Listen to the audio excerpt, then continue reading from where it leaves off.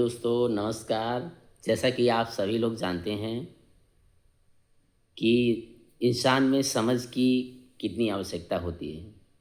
समझ के माध्यम से ही हम सब इस जीवन में अपनी अपनी भूमिका निभा रहे हैं और हम अलग अलग परिस्थितियों का सामना करते हैं और कठिन से कठिन कार्यों को करते हैं। तो आप जानते ही होंगे समझ का हमारे जीवन में कितनी आवश्यकता है और उस समझ पे ही आज एक वीडियो हम लेकर आए हैं 1 से 5 साल के बच्चों के लिए। यानी 1 से 5 साल के बच्चों यानी संज्ञानात्मक विकास उसको बोलते हैं, शैशवावस्था में संज्ञानात्मक विकास। यानी शैशवावस्था में समझ का विकास, संज्ञानात्मक विकास किस प्रकार से किया जाए और बच्चे बेहतर ढंग से समझ सके, समझने की क्षमता उनकी विकसित हो गई, आइए जानते हैं। पहली बात तो ये जान लीजिए कि 1 से 5 साल के जितने भी बच्चे होते हैं, वह जो भी समझ हासिल करते हैं, जो भी चीज़ें सीखते हैं, वह अपने ज्ञानेंद्रियों के माध्यम से सीखते हैं। अर्थात उनके पास एकमात्र सोर्स उनकी ज्ञानेंद्रियाँ होती हैं। ज्ञानेंद्रियों का मतलब हमारे नाक, कान, आँख, जिह्वा, त्वचा यही हमारी ज्ञानेंद्रियाँ होती हैं। तो उन ज्ञानेंद्रियों के माध्यम से ही उनको जो चीज़ मिलती है, सीखते हैं और उसी समझ को वह आगे चलकर धीरे-धीरे बड़ा करते हैं, विकसित करते हैं। इस उम्र में बच्चे अपने आस-पास के लोगों, आस-पास के वातावरण, आस-पास की वस्तुओं को देखते हैं और उसको ज्ञानेंद्रियों के माध्यम से धीरे-धीरे महसूस करते हैं, उससे परिचित होते हैं और उनमें उनसे संबंधित धीरे-धीरे समझ का विकास होता है। तो इसलिए शैशवावस्था में 1 से 5 साल के बच्चों के लिए ज्ञानेंद्रियाँ बहुत ही आवश्यक हैं, उनकी समझ के विकास के लिए। तो आप उनकी ज्ञानेंद्रियों को अधिक से अधिक एक्टिव किया करो, एक्टिव रखा करो ताकि वह उनमें समझ का विकास अच्छे ढंग से हो सके और अपने घर की वस्तुओं, आस-पास के वातावरण और आस-पास के जितने भी लोग हैं, अपने माहौल को, वातावरण को पॉजिटिव बनाए रखें ताकि बच्चों में ज्ञानेंद्रियों के माध्यम से जो भी चीज़ें सीखने को मिले, पॉजिटिव मिले। और इसी के बीच में इसी के साथ जो है बच्चों की समझ पर कुछ प्रभाव भी पड़ते हैं और वो हमारे किस द्वारा प्रभाव पड़ते हैं उसको आइए जानिए।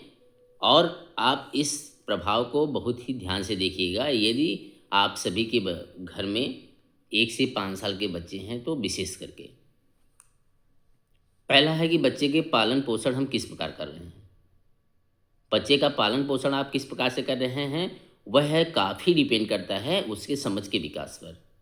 अगर आप पालन पोषण बेहतर ढंग से उसका कर रहे हैं, पालन पोषण में मतलब उसके नियमित दिनचर्या, सोना, उठना, बैठना, खाना और नियमित उसको आहार क्या दे रहे हैं, कैसे दे रहे हैं, क्या खा रहा है, साफ-सफाई उसकी कैसे है, उससे बातचीत, कम्युनिकेशन आप कैसे कर रहे हैं, यानी सारी चीज़ें बच्चों के पालन पोषण में आती हैं। तो पालन पोषण अगर बेहतर होगा आपका, पॉजिटिव होगा, तो बच्चों में समझ का विकास भी बेहतर और पॉजिटिव ही होगा। नंबर दूसरा है आस-पास के वातावरण। नंबर 2 पर आता है आस-पास का हमारा वातावरण। यानी बच्चे जो हैं हमने पहले भी बता दिया है कि बच्चे अपने आस-पास के वातावरण के माध्यम से ही चीज़ों को सीखते हैं। तो हमारे आस-पास का वातावरण आस-पास का मतलब 1 से 5 साल का बच्चा कितना रहेगा? घर में रहेगा और आस-पड़ोस बहुत बस इतना ही उसका एरिया क्षेत्र होता है। तो हमारे घर का और आस-पड़ोस का वातावरण कैसा है, कितना बेहतर है, कितना शांत है और कितना समझ वाला है, यह भी बच्चे की समझ की ग्रोथ में काफ़ी भूमिका निभाता है। तो आप अपने बच्चों में अगर बेहतर समझ का विकास करना चाहें तो अपने आसपास का वातावरण, अपने घर का और आस-पड़ोस का बेहतर रखें, अच्छा रखें, उच्च कोटि का रखें और नहीं है तो उसको रखने का प्रयास करें। इसलिए लोग कहते हैं ना कि आस-पड़ोस हमारा सही होना चाहिए, है ना? तो आस-पड़ोस सही हो ताकि जो है आपके बच्चे को सही सीख मिल सके, सही नज़रिया दिया जा सके। और दूसरा तीसरा सबसे आखिरी जो है सामाजिक और मनोवैज्ञानिक परिवेश। यानी बच्चों का सामाजिक और मनोवैज्ञानिक परिवेश, वह भी इन्हीं सभी से मिला-जुला कार्य ही है, उदाहरण ही है। जैसे बच्चे को मनोवैज्ञानिक परिवेश किस प्रकार से मिल रहा है? मनोवैज्ञानिक का मतलब जैसे घर में सभी लोग हैं, साहसी हैं, दृढ़ संकल्पी हैं और किसी भी काम को डट कर करना जानते हैं, कठिनाइयों को सामना करना जानते हैं। तो यह सब क्या है? यह सारी चीज़ें बच्चों में आती हैं धीरे धीरे देखने पे। घर में कोई बहुत क्रोधी प्रवृत्ति का है, यानी बहुत ही गुस्सैल है, तो वह बच्चों में ट्रांसफ़र हो जाएगा। घर में शांत बोलने वाले हैं, प्यार से बोलने वाले सब लोग हैं, हँस के बोलने वाले हैं, उसका भी प्रभाव बच्चों पर पड़ेगा।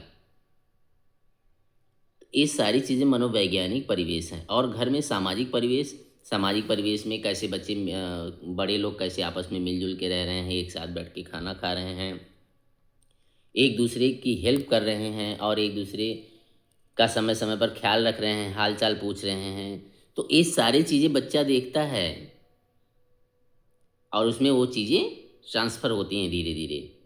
हम आप जान नहीं पाते हैं, और कल को जब बच्चा बड़ा होता है तो वो चीज़ें उसमें फुल ट्रांसफ़र हो जाती हैं, और वह ट्रांसफ़र होने के बाद वो अपने अंदर उसको ग्रो कर देता है, बड़ा रूप दे देता है। इसलिए बच्चे के अंदर संस्कार लाइए और उनको अच्छी चीज़ें सिखाइए। घर में दादा दादी हैं, बूढ़े लोग हैं, बड़े लोग हैं, तो उनकी सेवा करना सिखाइए, उनसे काम करवाइए, चीज़ों को यहाँ से वहाँ रखना सिखाइए, उनको जिम्मेदारी सिखाइए। इन सारी चीज़ों को आप बच्चों में लाइए, और जब बच्चा बड़ा होगा, आप बूढ़े होंगे तो आपका ख्याल रखेगा। वही वही समझ का विकास यहाँ पर काम आएगा। इसलिए सभी पेरेंट्स से रिक्वेस्ट है कि आप सभी लोग 1 से 5 साल के बीच के बच्चे जितने भी हैं, जिनके भी घर में हैं, आप सभी लोग इन सभी नियमों का ध्यान रखें और उनके ज्ञानेंद्रियों को अधिक से अधिक सक्रिय करें, ताकि उनमें समझ का विकास अधिक से अधिक हो सके और आगे के जीवन में उनको काम आ सके। मिलते हैं फिर एक नई वीडियो के साथ, तब तक के लिए विदा चाहते हैं। जय हिंद।